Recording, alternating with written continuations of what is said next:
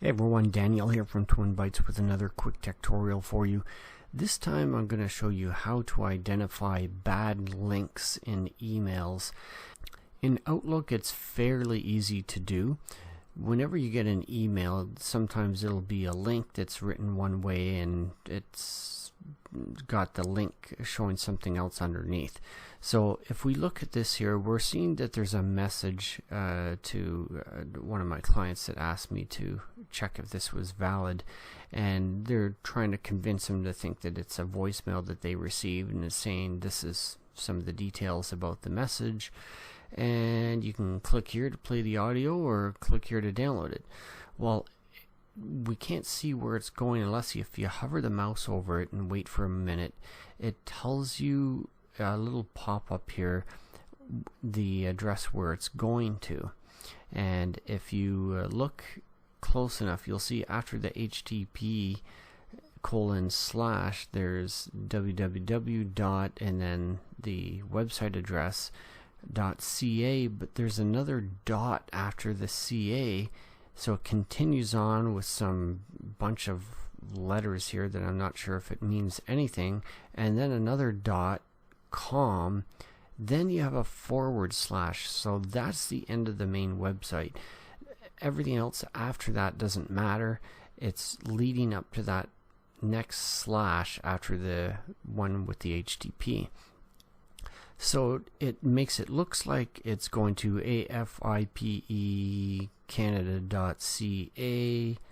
but if you look close enough, seeing the .but out of blah blah blah .com, it's really going to the BUTIR whatever .com. That's the website it's going to. The stuff before that little bit is subdomains, which is a whole other complicated thing to get into explaining. But the important thing is to understand, looking at that last little bit with the dot. So com is the last bit before the slash, and before com is a dot, and then whatever is before that dot, that's the website that it's going to. And so same with the other one, it gives us some garbage information.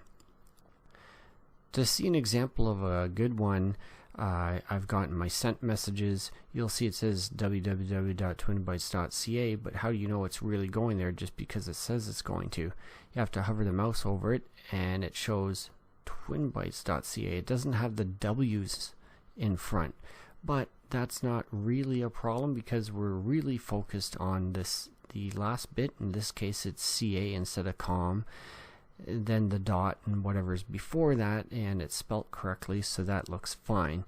Having the W's in front is just a subdomain, so as I just mentioned, that doesn't matter.